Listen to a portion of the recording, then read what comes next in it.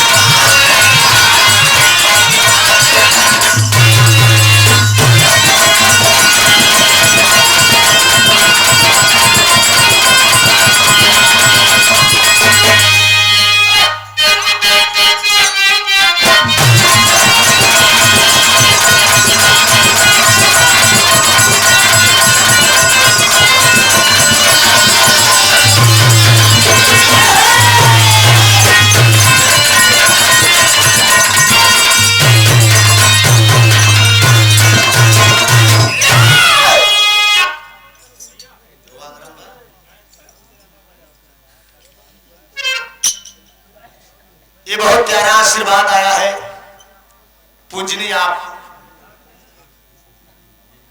विरहा कलाकारों के भगवान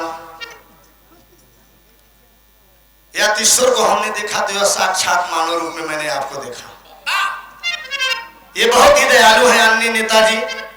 मुझे आज वो लम्हा याद है, वो दिन मुझे याद है, बनारस की धरती पे रानीपुर जखा पे जब मेरा विरहा था ओम प्रकाश दीवाना जी से, वहां बहुत पक्षपात हो रही थी, लेकिन माननीय नेताजी पहुंचे और विरहा मेरा चरण सीमा पे था। उस समय नेताजी पहुंचे, कहा खबरदार, हैदर अली जुगनू का ऐसी शहर लड़का इलाहाबाद से आया है, बराबर गा रहा है और उसको गाने दिया जाए, किसी प्रकार जिसके ऊपर दबाव नहीं लगना चाहिए।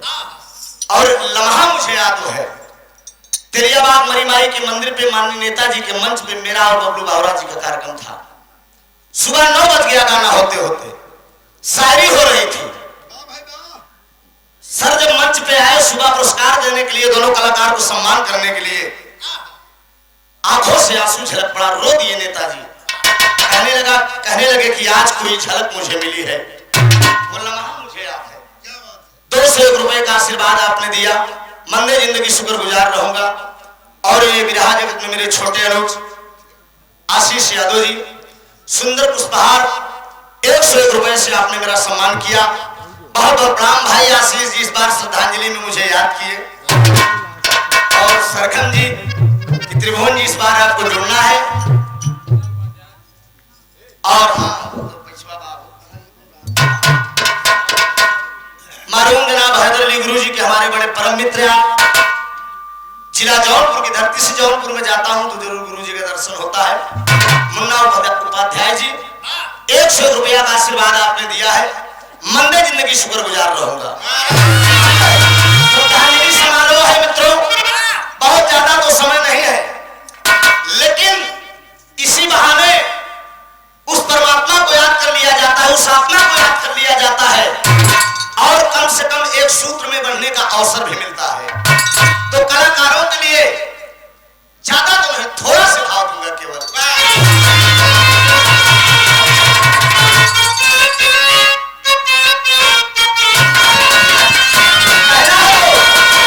केहू का घमंड न हो चाहिए का जान ले। अभी सर ने बताया कि 4 दिन के कलाकार सम्राट लिखते हैं।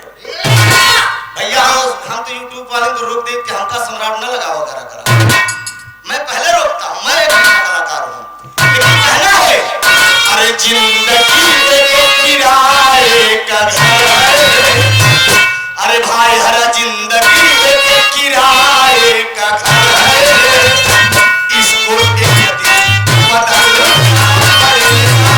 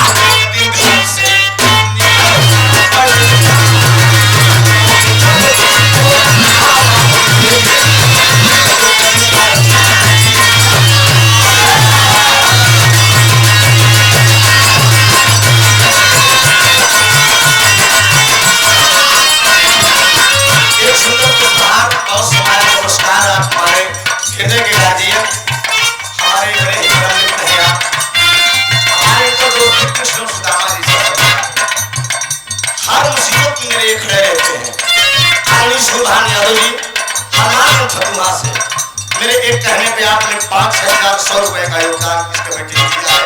मंदिर जिंदगी में शुक्रगुजार रहूंगा और ये विरहा अमर लोकगीत अखाड़ा आपका ताज जिंदगी रेणी रहेगा।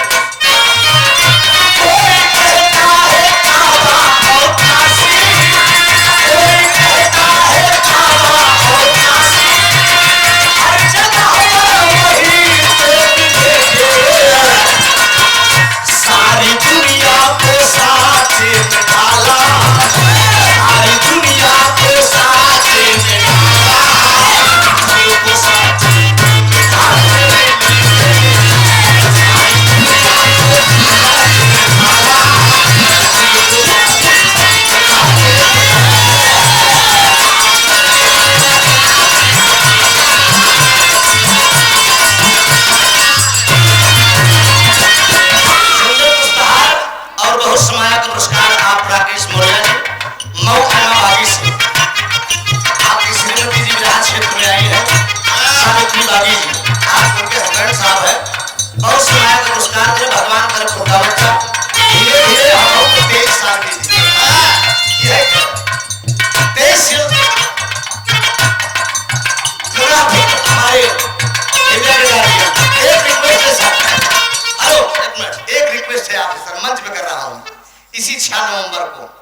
वीर लोरी पत्थर पे मारगुंडी रापटगंज में हमारा विजयलाल जी का प्रोग्राम है सोनभद्र में। आपका दर्शन वहां जरूर होना चाहिए। मेरे लिए वो मेरा क्षेत्र नया है। आएंगे कि नहीं आप? वहां आपका दर्शन दीदार जरूर होना चाहिए। विजयलाल जी बनते जाए, थोड़ा सा आपको इशारा होगा, इशारा मिला करेंगे। 200 रुपया पुरस्कार पावला की आशीर्वाद दें। कोई कहता है काना और काशी, कोई कहता है काना और काशी, हर जगह पर वही पेट लेके सारी दुनिया को साथ में बिठाना, सारी दुनिया को साथ में बिठाना, को साथ में बिठाने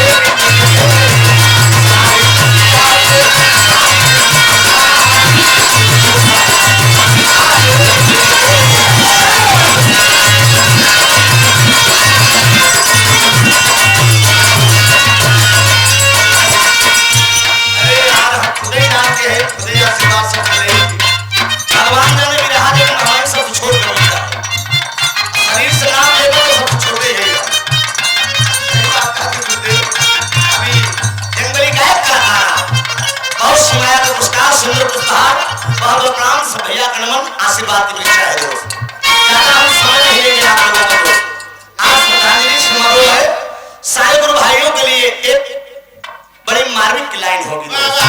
आपस में भाईचारा भी सपना भाभी जी ने बताया कि आज इस समाज की ये दशा है, कोई आगे बढ़ रहा है उसका पैर खींचा जा रहा है।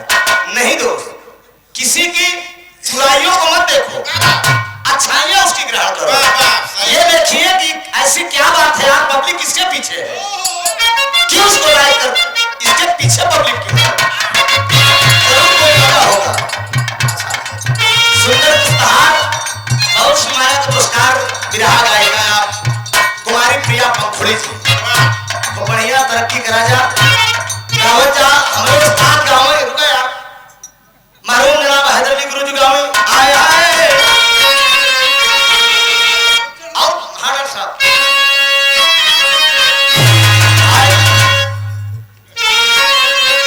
आए आए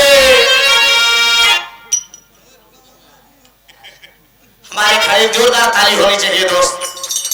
हमारे अखाड़े के एक सुंदर राइटर आप बहुत मेरा मदद करते हैं आप पूजनी बाबू रामचंद्र पाल जी। सुंदर पुरस्कार बहुत समाया का पुरस्कार कहना है दोस्त। समस्त अखाड़े के लिए गुरु जी कभी कभी गाया करते थे, हरे राम कवन नदी न होतई, हे भाई हरा कवन नदी न होतई।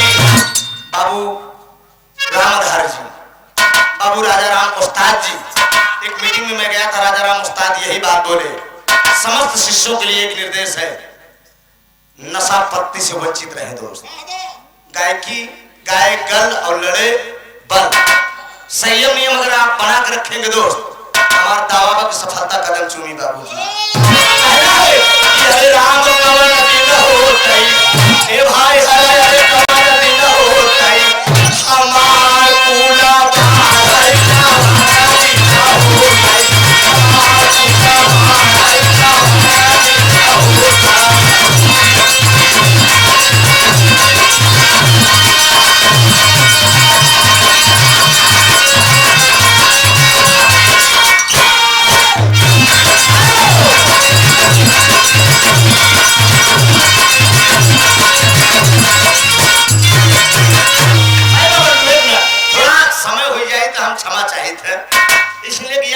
या तो शुरुआती में मामला फिट हो या तो आखिरी में। कहना है दिखाई हमारे अखाड़े के बड़े सुंदर राइटर आप पूजनी बाबू राम गुलाब मौर्य जी बागी की धरती से बहुत 201 रुपया का पुरस्कार सुंदर पुरस्कार पाँव लगी आशीर्वाद दे। अबे हम सीखते ही है ये गजाल है, अपने आप का हम खलीफा नहीं समझे।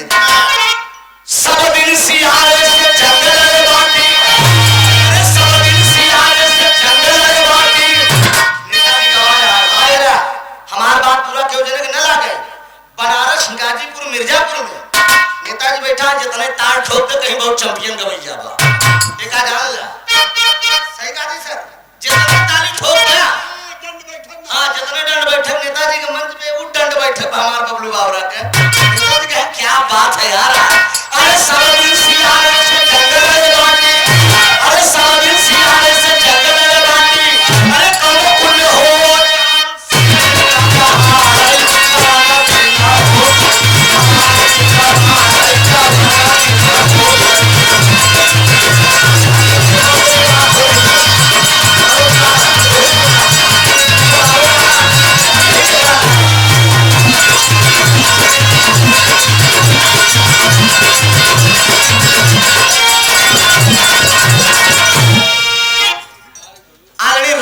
गुप्ता जी सुंदर पुष्पहार 51 रुपया 100 रुपया का पुरस्कार। नमस्ते भैया। हारमोनियम का बड़ा सुंदर कलाकार अब हमारे साथ बजावता है। यह समय डॉक्टर साहब के प्रीतिपाल के साथ बजावता है। ये दीपक पाल मुन्ना की तरफ रुक जा भाई तनिक धीरे धीरे नहीं तो हम हड़बड़ाई जा 51 रुपया बाप का कहते शांति रहे भाई दुकानदारी है का करी।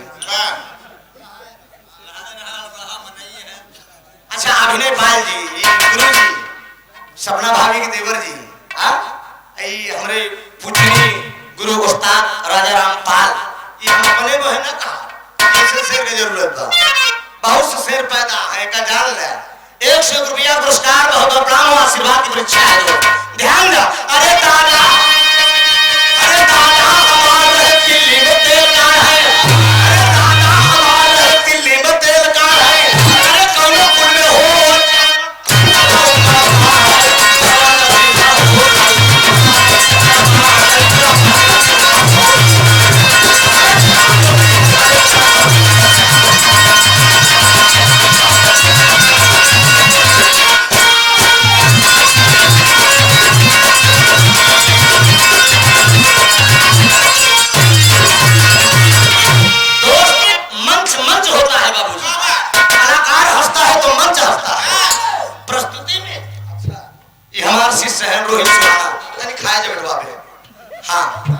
जिला जौनपुर से सुंदर पुष्पहार भगवान करे तरक्की करा। सोनू पटेल मुन्ना की तरफ से बहुत तरक्की करा बेटा। आप लोग का आशीर्वाद के रूप में बतावत रहे कि कवन दिन होते बिरहा के एक युग बदल गया दोस्त। एक युग का अंत हो गया दूसरे पीढ़ी में सरगम जी ओम प्रकाश दीपक साहब और हमारे ज्ञानचंद कवि जी मेहदी हसन स्वर्गीय मेहदी हसन बाबू हफीज चंचल जी ये सब थे बाबू जी। अब तीसरी पीढ़ी में हम सब है ये आप ध्यान ले रोहित सुहाना मनोज पार्टी ही मेरे कहा देखो बढ़िया तैयारी करेगा। दुश्मन जिस प्रकार से श्रद्धांजलि के मौके में ये सब बात हो रही है दुश्मन जौने प्रकार से मिले प्रकार से मारा हाँ उन्हीं प्रकार से हम हलाल के मिल रहे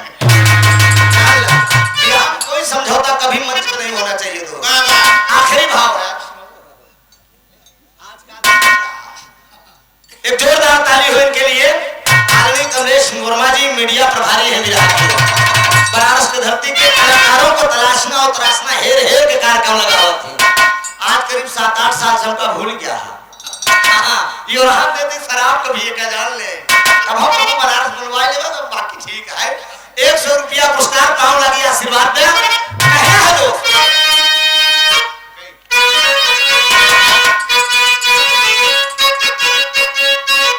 ए भाई है अरे सब दिन रहेगा समाइया तिवारी जी अरे सब दिन रहेगा समाइया सब ही से छाला रहेगा समाइया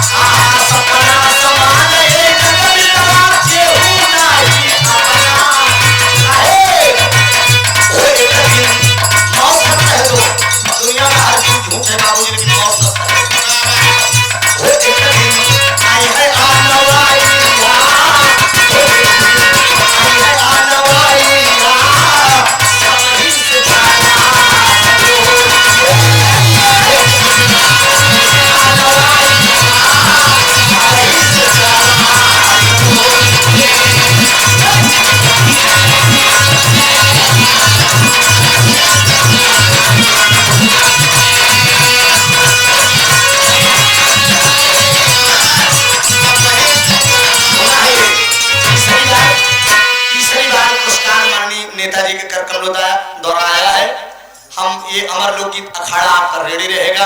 आप इतना अमूल्य समय दे के आए हैं। प्रयागराज की धरती पे, आज मिझुरा की धरती पे आप उपस्थित हुए। मैं जानता हूँ अकूट लगाव आपका गुरुजी से था। वाकई में दोस्त, माननीय बाबूजी अपने मंच पे इस बात को बोले थे। जब मेरा गाना था आपके मंच पे, बाबूजी बोलते बोलते रो दिए थे पब्लिक के सामने दोस्त कि 9 दिन में 18 कलाकार मैं बुलाता हूँ, लेकिन मेरी आत्मा नहीं भरती है। लेकिन जनाब हैदर अली गुरुजी जिस दिन मंच पे जाते थे, देखने वालों का ताका लगता था दोस्त। बनारस में बिरहा गुरुजी को बड़ा प्रसिद्ध रहा। कौन? चूम चटा खान। ओका लोग हमसे कई बार फरमाइश करके हैं, वो चूम चटागन गाए गया। 200 रुपया पुरस्कार, पाँव लगी आशीर्वाद है। आदमी सूरभान यादव जी हनुमानगंज फतुहा से रुके, इनाम बोलो कर खिटखिटा करता। सूरभान यादव जी हनुमानगंज फतुहा से 200 रुपया का पुरस्कार, पाँव लगी आशीर्वाद है। हम बच्चे अपनी कला में कामयाब हो। अब चला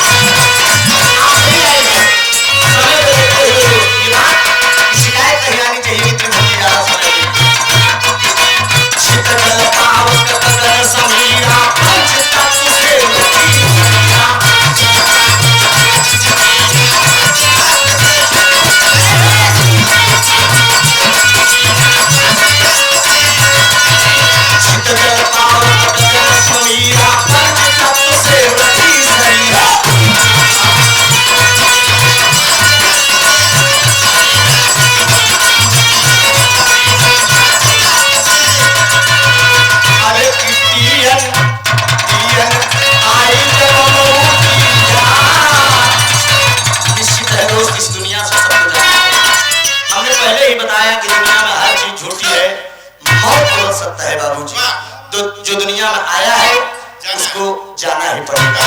तो ऐसा काम करिए। अभी तमाम वक्ताओं, तमाम कलाकार भाइयों से आपने सुना गुरुजी के विषय में, तो ऐसा काम करो कम से कम मरने के बाद इंसान लोग याद करे बाबू फला इंसान था, फला कलाकार था, बहुत अच्छा गाता था। हर शैली के अपने अपने फन के कलाकार होते हैं बाबू। तो कहना वक्त की है कि आई जब